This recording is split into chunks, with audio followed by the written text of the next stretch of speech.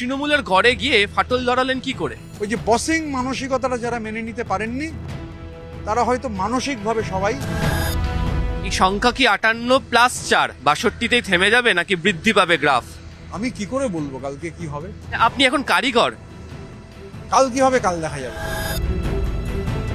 এইসব বিধায়করা তো রাজ্যের বিভিন্ন প্রান্ত থেকে এসছে, একসুরে বেঁধে রাখবেন কি করে? টিম গেমে বেঁধে রাখতে সমস্যা হয় না, বসেদের বেঁধে রাখতে প্রবলেম হয়।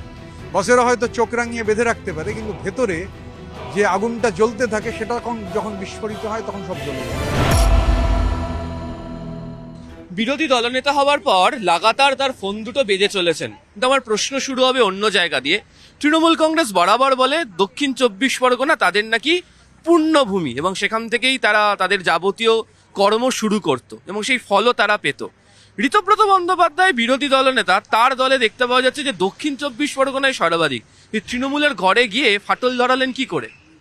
আমরাই তো তৃণমূল, কোন তৃণমূলের ঘরে ফাটল ধরবো? আমার লোকেরাই আমাদের সঙ্গে আছেন। কার ঘরে ফাটল?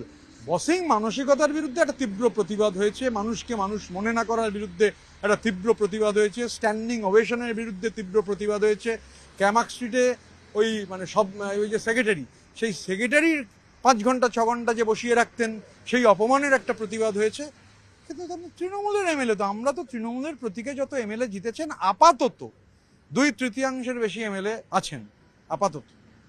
ঋতব্রত বন্দ্যোপাধ্যায় যেখানে বিরোধী দলনেতার ঘরে তিনি বসছেন, তার সামনে যে আগের বিরোধী দলনেতাদের নামের তালিকা দেখতে পাওয়া যাচ্ছে, যারা বিধানসভা সম্পর্কে একটু খোঁজ খবর রাখেন তারা বলছেন এরকম নজির নেই যে প্রথমবার বিধায়ক হয়ে এসেই তিনি বিরোধী দলনেতার চেয়ারে বসে পড়লেন। নিজেও ভেবেছিলেন এরকম পরিস্থিতির তৈরি হবে? দেখুন, পরিস্থিতি তো কেউ ইভলভিং সিচুয়েশন থেকে পরিস্থিতি তৈরি হয়। অবশ্যই ঘরে ঢুকে আমি অসম্ভব যাকে বলে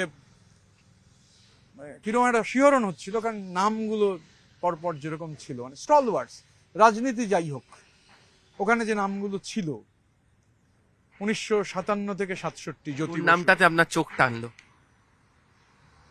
জ্যোতি বসু 1957 থেকে 67, জ্যোতি বসু। তারপরে রাজ্যের প্রাক্তন মুখ্যমন্ত্রী, দুবার তিনি বিরোধী দলনেতা ছিলেন, সিদ্ধার্থ শঙ্কর রায়। আর আমি ওই ঘরে তো এবং সবাই পঙ্কজ ব্যানার্জির মতো মানুষ, আমার সঙ্গে তার ভীষণ সুসম্পর্ক ছিল। আমি তার বিরোধী রাজনীতি করতাম তখন।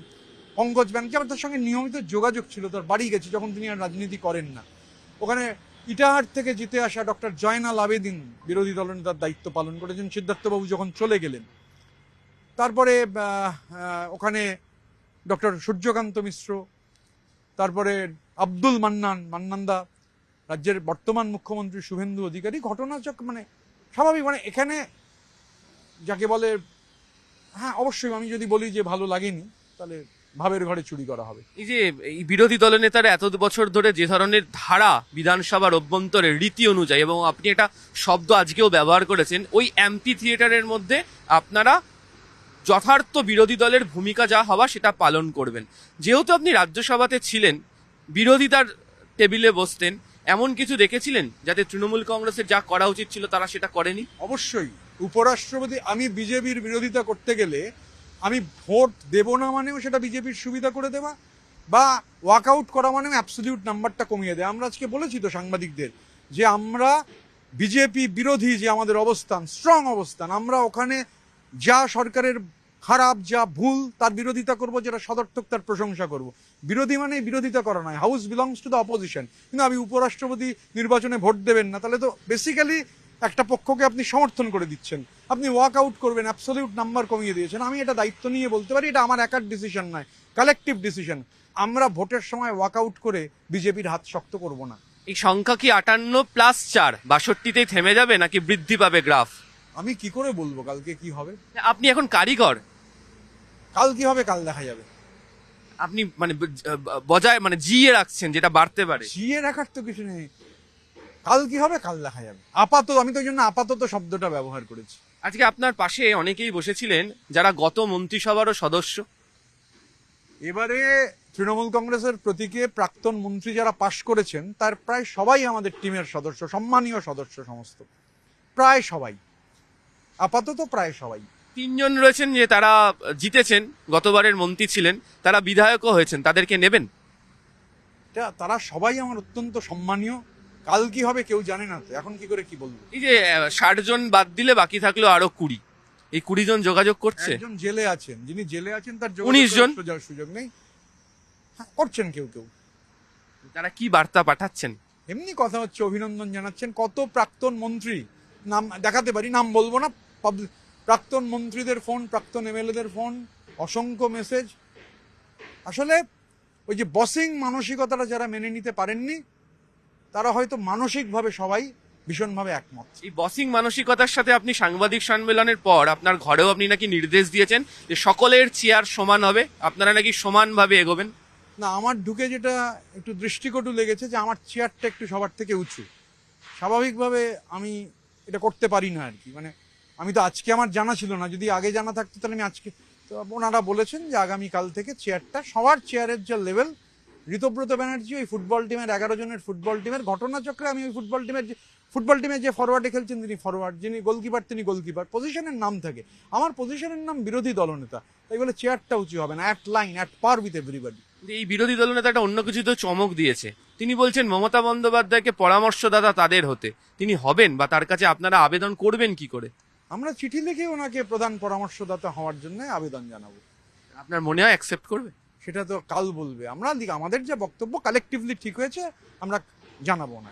আমার শেষ প্রশ্ন, যে ঋতব্রত বন্দ্যোপাধ্যায়ের নিজের জার্নি, গত দুদিন ধরে সোশ্যাল মিডিয়াতে আলোচনায় চলছে, একজন বামেদের সাংসদ ছিলেন, পরে তৃণমূল কংগ্রেসের সাংসদ হলেন, সেই ভদ্রলোকই চমক দিয়ে প্রথমবার বিধানসভাতে এসে তিনি বিরোধী দলনেতা হয়ে গেলেন।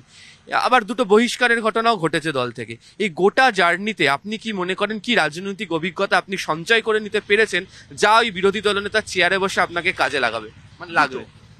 এক হচ্ছে people and people alone are the driving force of history, এক। আর দুই, concrete analysis of concrete situation is the essence of dialectics. এটা কি আপনার ওই বসিং মানসিকতা থেকে বেরিয়ে আসার একটা টোটকা?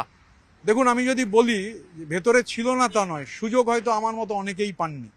যে মুহূর্তে মানে হিটলার ক্ষমতার মধ্য গগনে ছিলেন, যখন ওই বাংকারে একটা 303 রিভলভার থেকে সাইনাইড চিবিয়ে 303 রিভলভার গুলি করে আত্মহনন করেছিলেন, যখন বেনিতো মুসোলিনিকে কোমোতে ধরে মিলানের রাস্তায় উল্টো করে টাঙিয়ে দেওয়া হয়েছিল, তখন হচ্ছে মানুষ ছিল শুধু থুতু দেওয়ার জন্য। তো যুগে যুগে কালে কালে ডেসপটদের একই পরিণতি হয়। ইতিহাস মানে পাল্টাতে থাকে, সময় পাল্টাতে থাকে, ইতিহাস পাল্টায় না। শেষ প্রশ্ন, এই রাজ্যে নজির রাজনৈতিক সৌজন্যের নাকি কমে যাচ্ছে, এমন বক্তব্য বারবার ধরে উঠে আসতো। মুখ্যমন্ত্রী বিরোধী দলনেতাকে শুভেচ্ছা জানালেন। দেখুন, আমরা তো প্রশাসনিক মিটিংয়ে গেছিলাম, তখনও কি বলে ওখানে দেখা হয়েছিল, তখনও। তারপর আমার সঙ্গে এখনো মাননীয় মুখ্যমন্ত্রীর দেখা হয়নি। আর ফ্র্যাঙ্কলি স্পিকিং, আপনারা দেখেছেন আমি প্র্যাকটিক্যালি এখনো ফোন ধরার সুযোগ বা মেসেজ চেক করার সুযোগ পাইনি। তবে আজকে আমরা যারা বিরোধী দলের বিধায়ক, এটা স্বীকার করতে কোনো অসুবিধা নেই, মানে অপোজিশন ফর অপোজিশন সেক তো নয়, হাওড়া, দক্ষিণ 24 পরগনা এবং কলকাতার সংখ্যাগরিষ্ঠ তৃণমূলের বিধায়ক আমাদের যে টিম, তার মধ্যে উপস্থিত ছিলেন। এবং সেখানে যেভাবে বিরোধীদের বলতে দেওয়া হয়েছে, যেভাবে বিভিন্ন বিষয়ে বিরোধীদের মতামত নেওয়া হয়েছে, এটা অসম্ভব সদর্থক পদক্ষেপ, আমরা স্বাগত জানাচ্ছি। এইসব বিধায়করা তো রাজ্যের বিভিন্ন প্রান্ত থেকে এসছে, একসুরে বেঁধে রাখবেন কি করে? কোনো উপায় নিশ্চয়ই ভেবেছেন? এটা নিশ্চিত থাকতে পারেন, টিম গেমে বেঁধে রাখতে সমস্যা হয় না, বসেদের বেঁধে রাখতে প্রবলেম হয়। বসেরা হয়তো চোখ রাঙিয়ে বেঁধে রাখতে পারে, কিন্তু ভেতরে যে আগুনটা জ্বলতে থাকে সেটা যখন বিস্ফোরিত হয় তখন সব জ্বলে যায়। তিনি প্রথমবার বিধানসভাতে বিধায়ক হয়ে আসলেন এবং প্রথমবারই তিনি হয়ে গেলেন রাজ্যের বিরোধী দলনেতা।